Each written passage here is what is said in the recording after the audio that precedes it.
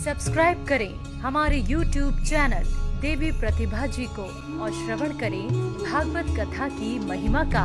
साथ ही bell icon को दबाना ना भूलें। देवहूति का विवाह होता है करदम जी के साथ में।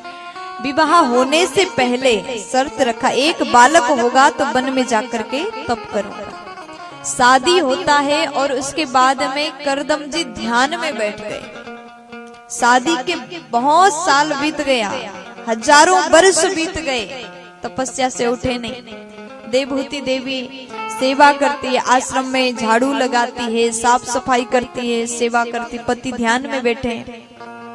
आजकल की महिलाएं होती तो 2 घंटे भी अगर पति बाहर जाए तो 10 बार फोन करती है, लेकिन उस समय के धैर्यता को देखो। हजारों वर्ष तक पति ध्यान में बैठे हैं। अगर चाहती तो मायके चली जाती, लेकिन नहीं, पति के आदेश के बिन।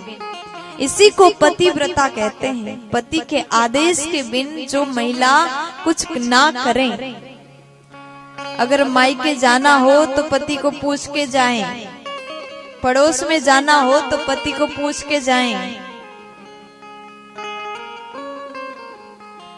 उसी को पतिव्रता कहते हैं। आप लोग ऐसा करते हो? हाँ करते हैं। केवल भागवत में आने के लिए करते हैं, नहीं तो जब पार्लर जाना होता है ना तो ऐसे ही चले जाते हैं। प्यार से बोलो, जोर से बोलो ना।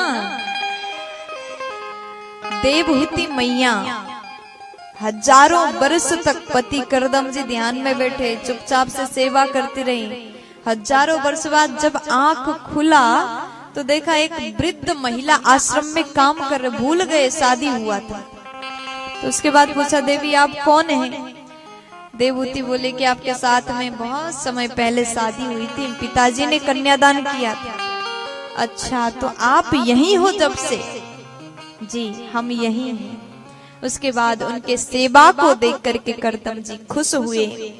अपने तपस्या के बल से सुंदर शरीर प्रदान किया, स्वयं भी सुंदर बन गए, जवान बन गए, और विमान में भ्रमण कराया, संसार के संपूर्ण सुख दिया, 9 कन्या हुई। और उसके बाद करदम जी बोले, अब मुझे जंगल में जाकर के तपस्या करना है। देवहूति बोली कि प्रभु एक संतान, एक बेटा और हो जाए तो आप जा सकते हैं, क्योंकि कन्या तो विवाह के बाद में अपने पति के घर चली जाती है, फिर मैं किसके साथ रहूंगी। उसके बाद एक बेटा उनके घर में होता है जो साक्षात भगवान है, साक्षात नारायण के अवतार भगवान कपिल देव के रूप में अवतार लेकर के देवहूति के गर्भ से प्रकट।